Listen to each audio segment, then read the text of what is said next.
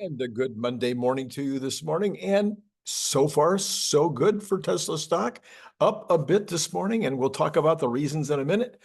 Let's start with this interesting article, though, from Inverse. It says Tesla will reportedly seek to lower the starting cost of its upcoming affordable EV, which most people have been referring to as the Model 2. No. It's the Gen 2. Okay.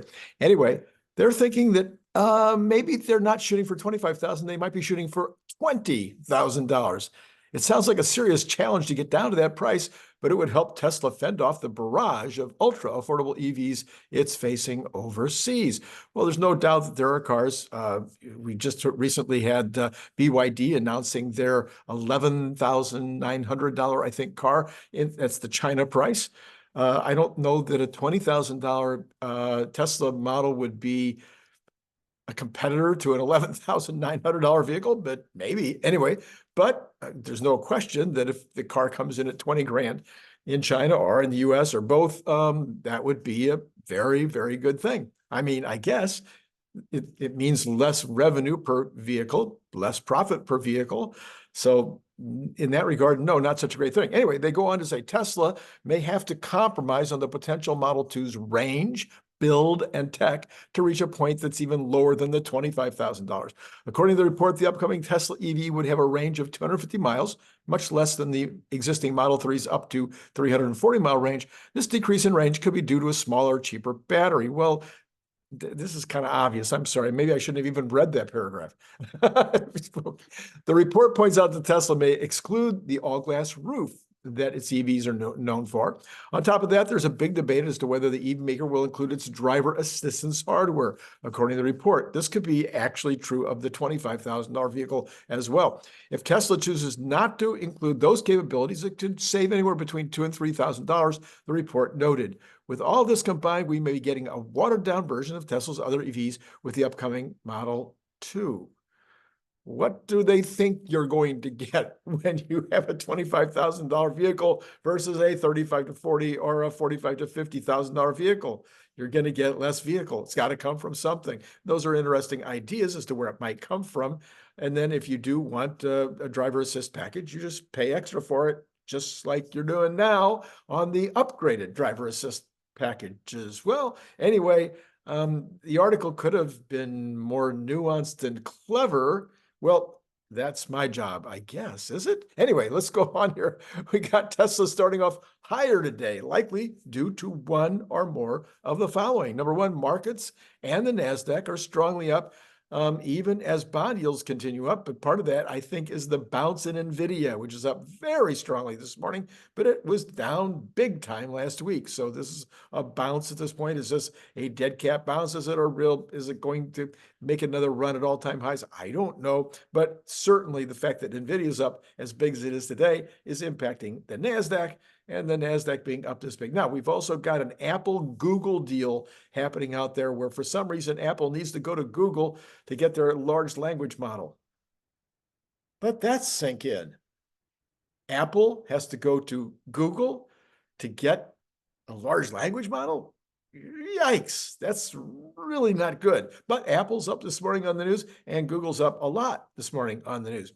Goldman Sachs also lowered estimates like others, but it kept its PT at 190. That could be helping the stock this morning since we are not really very close to 190 as of this exact moment. And other people have the PT at much higher, 150, 190, 250, 290, 310. Other people are much higher. Tesla raises price on the Model Y in the US and most of Europe across all trims. Gary Black had this to say this morning about that. It says Tesla increasing price of the Model Y by $1,000 on April 1st in the US and 2,000 pounds in Europe. It says if it sticks, it could be worth about $1 billion a year in incremental revenue and about 25 cents a share in EPS. All right, a huge positive reception to FSD could be another possible reason. This is what I talked about yesterday with the massive good news coming out yesterday and Saturday with people getting their 12.3s, everybody talking about it being a step change, being the one, being incredible. Tesla is possibly seeing some benefit from that this morning. And then That's where when Tesla got up to 410, 2.4 years ago, that was in November. We're now almost in April. When that happened 2.5 years ago, it was because of speculation about FSD. And now we've got speculation about FSD again. If that speculation becomes rampant enough, we could really see the stock move higher. Kathy Wood has been buying, another reason might be Kathy Wood has been buying up Tesla stock by the bucket loads. And that doesn't mean just Kathy Wood. There are people that believe in Kathy Wood. I like Kathy Wood a lot. I'm not making stock moves based on what Kathy Wood does, but some people are absolutely making stock moves based on what Kathy Wood does. Anyway, all of these things that I just mentioned are in the headlines today. So those are the kind of headlines that would tend to make a stock move higher. All right, this is Randy Kirk. Please hit like and subscribe and notify. You want to hit notify. Why? This is Monday. What happens on Monday? Brian White coming later this morning in California time. And then this afternoon, around 5 o'clock California time, you've got Larry Goldberg. What a better combination could you ask for this Monday? And of course, you might want to join Patreon. That would be really kind, really excellent. It would really help the channel. And I hope you're getting some value. If you're not getting value, would you let me know in the comments below? Randy, I listen to you, but I don't listen to you because you're giving value. I listen to you because you're funny looking, or because, maybe there's another reason that I assume that most of you who are watching are getting value. So maybe you could just give a little back. Anyway, it's just a tip jar. Think of it as a tip jar. I'm not that rich, believe me. I could use the money, and the channel has expenses. There are many kinds of threats to Tesla. The following one is one that we try not to think about. This is from CB understash, CB underline Doge, DOGE, says, this is quoting Elon Musk. I have had 2 cases in the last 6 months where 2 people, I'm assuming one in each case, unfortunately very mentally ill, came to try to kill me. So we've talked about this. I did a SWOT analysis, 10 months ago on Tesla. And one of the things would be that Elon would die, natural causes, some kind of accident, or possibly somebody having an issue with him that causes something like this craziness. But it's a reality. We saw it happen with Steve Jobs. It's something you do need, not investment advice. It's obviously something you want to take into consideration in your investment strategy. Okay, trueflation has moved back to over 2% this morning. Big jumps last week from 1.66, I think, to 1. I'm sorry, 1. It was under 1.5. I forget now what it was, 1.37, I think, to 1.66, and now to 2, and then to 1.99, and now to 2.13. I have not had a chance yet. And I just way too much other information I had to pull together for you this morning. But I'm going to go back before Larry's on tonight. I will have an answer for you. But guess what I think it is? I think it's oil and gasoline. I think that maybe not all of it, but a big part of it, I think, is oil and gasoline. And I'll get that all wrapped up. I'll let you know what's going on by the time that Larry's on tonight. He and I will talk about that for sure. All right. But it is not this. Same industry, sort of. Bloomberg is saying, while natural gas doesn't grab attention quite like crude oil, it is a behind-the-scenes fuel that permeates the economy. It's used to heat homes, generate electricity, run factories, and make fertilizer. They don't mention make plastic. It's also almost I don't know if all plastics this is true for, but the plastics I was buying, I could buy it natural gas-based, or I could buy it oil-based. And sometimes the price would be one way or the other, depending on which one you were buying. If the price of oil went crazy, sometimes you could then switch over and buy the one that was natural gas-based, and vice versa. When gas futures surged in 2021, 2022, the ripple effects hit consumers and manufacturers alike. Now that prices have plummeted to the lowest in 4 years, the relief is becoming apparent. The clearest impact on costs so far is for American households that use gas to heat their homes. I'm not sure that's true at all. That is probably nonsense. That is the one that they noticed, or the one that they think Consumers would notice. Consumers' gas bills fell about 9% in February compared with the year earlier.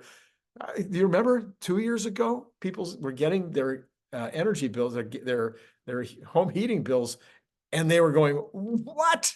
Yeah, I mean, they were just off the, they were off the. People were like shocked. I mean, it was something that was going to hurt them badly. Last year, not so much, but anyway, then now we've got it coming down. And the route for natural gas, with futures in New York falling under $2 per million British thermal units last month, is in stark contrast from 2 years ago, when the commodity was at the center of an energy and economic crisis, with prices skyrocketing to $9 a British thermal unit. Okay, so now we're at 2. It was at 9. Well, that would have a big impact on a lot of stuff. The surge was exacerbated by Russia's invasion of the Ukraine. As Europe weaned itself off Russian gas, it started a global scramble for supplies. Futures had already been moving higher in the months heading up to the invasion, after years of underinvestment in the sector left the market historically tight, depending on Russia. But the high prices, and not only depending on Russia, but of course, scrambling to get out of fossil fuels, not good, not time.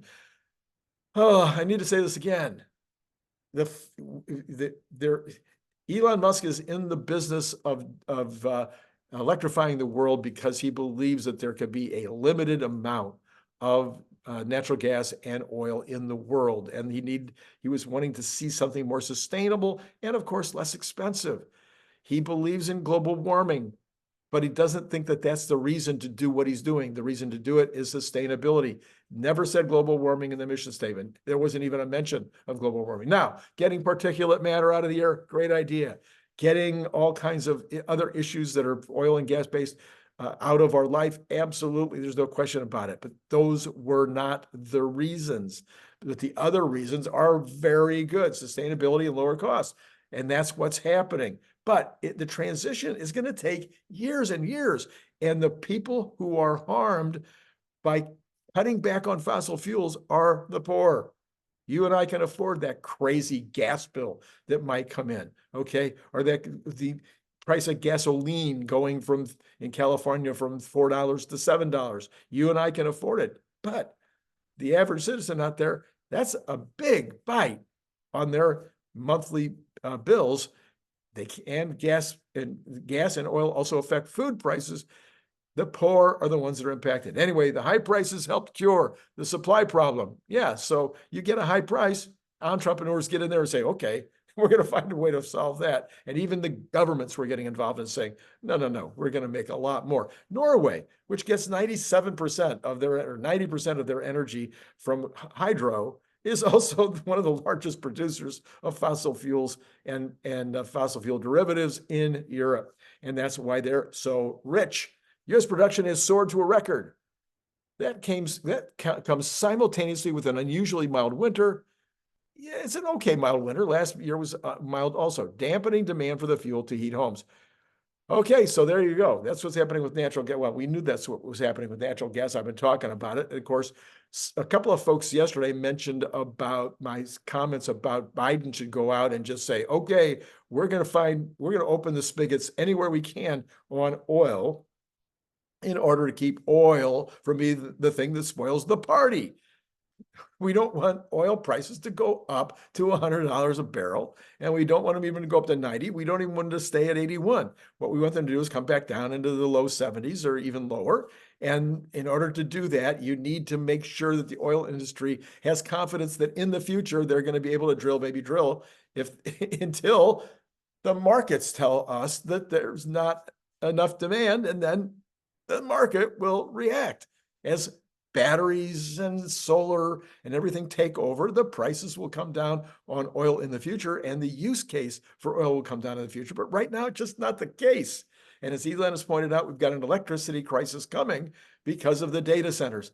So we're going to need a lot more fossil fuels in the short term, but in the long term, for those of you who do believe that global warming is a real big deal, in the long term, 6, 7, 10 years from now, and we may have seen peak oil. We may already be at or near peak oil, but we're not done with oil or natural gas. Please keep in mind, the ones who will be hurt the most are not you. It is people that are coming out of poverty, who are in poverty, or who barely above poverty. They are the ones that get creamed by these higher prices. Please try to get that into your thinking, because it's yes, the end of the world might come 50 years from now, but the end of the world might come for some poor person tomorrow. That's what matters. Okay, let's look at where the markets are right now. We'll look at gas and we'll look at oil. Or, I mean, not gas, we'll look at oil and we'll look at natural gas. All right. So Tesla, which was up 6 in the pre-market, is now sitting up $3.27. It has been bouncing around in the $3 to $4 range for the last little bit. We have got the Dow up 82. We've got the NASDAQ. Listen to this now. The Dow's up 82. The NASDAQ's up 229 points. S&P is up 45. And we've got all of the Magnificent Seven up, with Nvidia up 37 bucks, Apple up 4, and Google up 9. So you see, as mentioned earlier, let's look at the percentages of all this. We've got the percentage. We've got the Dow up 0.2%. We have got the NASDAQ up 1.44%. We've got S&P up almost 1% at 0.87%, and Tesla up almost 2 at 1.91. And then we've got all the Cathie Woods are largely down. Okay, so here's an example where Tesla is not following Cathie Wood, which is why Cathie Wood stocks, which is why I said what I said earlier. Here's a list of 6 other things that are probably impacting the stock this morning. And then, but you do have a couple of the Cathy's up, so it's a mixed bag with most of them down, but down significantly, 1.5, 1.6, 5.4, 1.2. So yeah, more like the response to the bond market that you might be expecting this morning in the NASDAQ, except for Nvidia, Apple, and Google all being up, so, and Tesla up being strongly, basically on news, on fundamentals. All right, let's look at what else is going on here. We've got bonds. Okay, we got the 10-year is up 1.2 this morning. That is kind of across the board on the long bonds. 2-year is only up 0.7 of one basis point. So slight closing of the inversion, and then the 2-month is only up 0.3% of a basis point.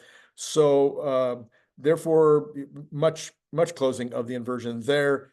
But remember now, the closing of the inversion is supposed to be the reality that we're actually in the recession. So that's closing the inversion is not necessarily good news. The inversion, as the inversion continues, it's evidence that a recession is coming. When it starts to close, it's evidence that we're actually in it. So we'll keep a track on that every single day, as we have been doing. Now we've got the oil prices this morning up 38 cents. Okay, what's going on here is that the Ukraine is actively bombing Russian oil facilities, refining facilities, etc.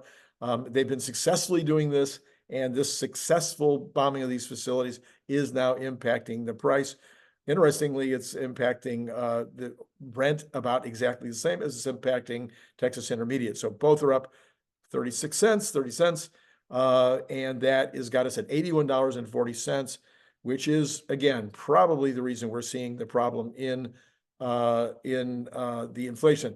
Natural gas is still only at $1.72, but that's up 4.47 in the morning trading, about what it was last night in the pre-market.